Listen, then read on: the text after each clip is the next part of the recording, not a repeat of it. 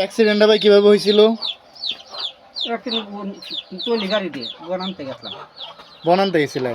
Trolley গাড়ি বলতে বাসে হাতে তেল মারছে তো গাছের সাথে গিয়ে আহ, তোমার নাম রোজা আর তুমি রাবিয়া, আর ওর নাম হচ্ছে নীরা, আর বড় মেয়ের নাম হচ্ছে মিম। আমাদের পুরুষের থেকে আল্লাহ কিন্তু মেয়েদের বেশি পছন্দ করে। 4টা মেয়ে মানে আপনার 4টা জান্নাত। আসসালামু আলাইকুম। 2 পা হারানো 4 সন্তানের বাবা আজাদ মিয়া আজকে এই মানুষটাকে দেখতে যাওয়ার কথা। এই উদ্যোগে বিশেষভাবে আমাদের সহায়তা করেছে আমাদের ইউনিয়ন বিএনপির জাতীয়তাবাদী দল যুব দলের একজন সক্রিয় কর্মী, আমার প্রিয় বড় ভাই রাকিব ভাই। এই বাজারটা আজকে একজন অসহায় মানুষের কাছে পৌঁছায় দিব। শুক্রিয়া যে এরকম একটা ভালো কাজে তোমার জন্যই শরীক থাকতে পারছি।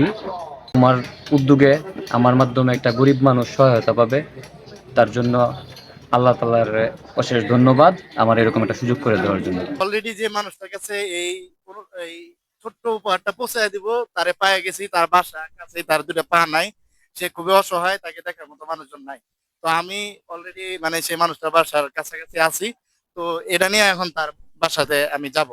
তারপর আমি আমার ছোট ভাই আর আরেকজন বড় ভাইকে নিয়ে আমরা আজাদ ভাইয়ের বাড়ির উদ্দেশ্যে রওনা দিলাম। আপনার জন্য ছোট্ট একটা উপহার আনছি। আপনার পা কি মানে একবারে অসর না?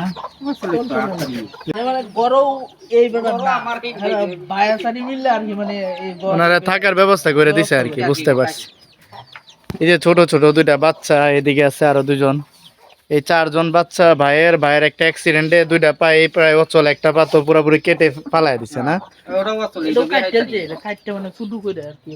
আহ, ওনার যে কন্ডিশন দেখতেছি, এই যে উনি একমাত্র রোজগার ব্যক্তি ছিলেন। তো এই পরিস্থিতিতে হয়তো ওনারে মানে পরিবারটারে 4টা বাচ্চা আর সংসার চালাইতে অনেক হিমশিম খাইতে হইতেছে। এই যে ভাইটার কথা আমি সেই নেমতপুর বাজার থেকে শুনতে পারছি, এটা হচ্ছে চন্দ্রপুর বাজার। চন্দ্রপুর বাজারের কাছাকাছি ওনার বাড়ি, এটা হচ্ছে নদীর এই পারে। তো এই ভাইটার মানে বর্তমান যে অবস্থা, ওনার যে থাকার ঘর থেকে শুরু করে ওনার 4টা বাচ্চা কাচ্চা লালন পালন করা, পাশাপাশি খাওয়া দাওয়ার মানে একটা কষ্টের মধ্যে উনি বর্তমানে আছে। তো আমি আমার এই ভিডিওর মাধ্যমে জানাই দিতে চাই যে আপনারা যদি কেউ ভাইটার পাশে দাঁড়ান, অবশ্যই আমাকে জানাইবেন। আজকে আমি ভাইয়ের ঠিকানা সহ ভাইয়ের কন্ট্যাক্ট নাম্বার সহ সব কিছু আমি নিয়ে যাব, যেন পরবর্তীতে ভাইয়ের সাথে আমি যোগাযোগ করতে পারি। এবং আমার এই ভিডিওর মাধ্যমে যাতে পরবর্তীতে যদি আপনারা কেউ তাকে কোনোভাবে সাহায্য সহযোগিতা করতে চান, তাহলে অবশ্যই আমার সাথে যোগাযোগ করবেন, আমি যেন পরবর্তীতে ভাইয়ের কাছে আসতে পারি। তোমার নাম কি? নাম কম দেখেন দর্শক, গাড়ি যে একটা আছে, এটা দিয়ে উনি কোন রকম চলতেছে।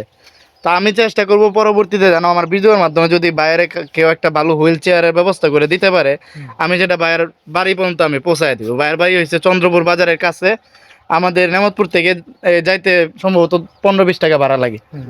তো এই যে আরেকজন আছে ওনার বড় ভাই, উনি হচ্ছে সবার বড়। এই ভাইয়েরাই মূলত ওনারা দেখতেছে, না হলে 4টা সন্তান নিয়ে একটা বাড়িতে উনি অক্ষম একজন ব্যক্তি মানে থাকা সম্ভব না। এরা সবাই গৃহস্থী কাজ করে, এর পাশাপাশি এই ওনারা যতটুকু পারে যে ভাইয়েরা দেখাশোনার মানে দায়িত্ব নিছে।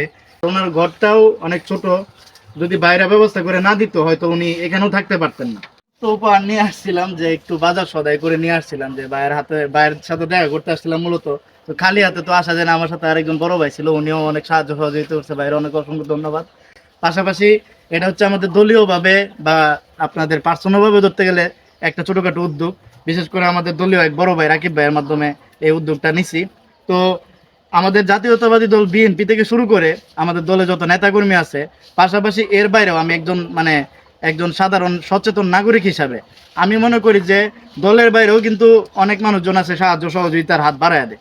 এরকম অসহায় মানুষদের পাশে আগে আসেন, তাইলে হয়তো মানুষগুলা একটু সুন্দরভাবে বাঁচতে পারবে, আর এই যে বাচ্চাগুলারে ভালোভাবে পড়াশোনা করতে পারবে।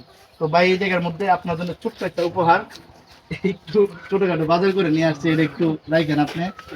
আপনার জন্য আমি যতটুকু পারি করব, আমার ভিডিওর মাধ্যমে যদি দর্শকদের কাছে যতটুকু পৌঁছানোর, বা আপনার জেলা প্রশাসক থেকে শুরু করে আমাদের এমপি যে মাননীয় MP doctor Osman Faruk sir, ওনার কোঅর্ডিনেটর হিসাবে সহকারী হিসাবে আমি কাজ করছি। এই যে গাড়ির যে অবস্থাটা দেখতেছেন, গাড়ি চাক্কার কিন্তু অবস্থা ভালো না, চাক্কা কিন্তু খুলে গেছে। তো এই গাড়িটা দিয়ে উনি কোনো রকম ভাবে চলাফেরা করতেছে, ওনার মানে আরেকটা গাড়ি কেনার মতো সামর্থ্য নাই। যদি কোনো সহৃদয়বান ব্যক্তি এই মানুষটাকে যদি একটা গাড়ি কিনে দিতে পারেন, তাহলে হয়তো এই মানুষটা একটু চলাফেরাতে তার একটু মানে তার জন্য একটু ভালো হবে। তো আমি আশা করি আমার মাধ্যমে, আমার এই ভিডিওটার মাধ্যমে আপনারা এই পরিবারটার পাশে, আজাদ ভাইয়ের পাশে দাঁড়াইবেন। উনি যেটা বললো যে বাড়িটা ওনার না, ওনার পিছনে যে চিকিৎসার যে খরচ টরচ গেছিল এই বাড়ি বিক্রি করেই সেটা উনি খরচটা দিছে।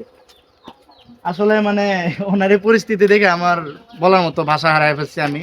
আপনারা এই ভিডিওটার মাধ্যমে যদি এই মানুষটার পাশে দাঁড়াইতে পারেন, হয়তো উপরওয়ালা থেকে শুরু করে সবাই খুশি হবে।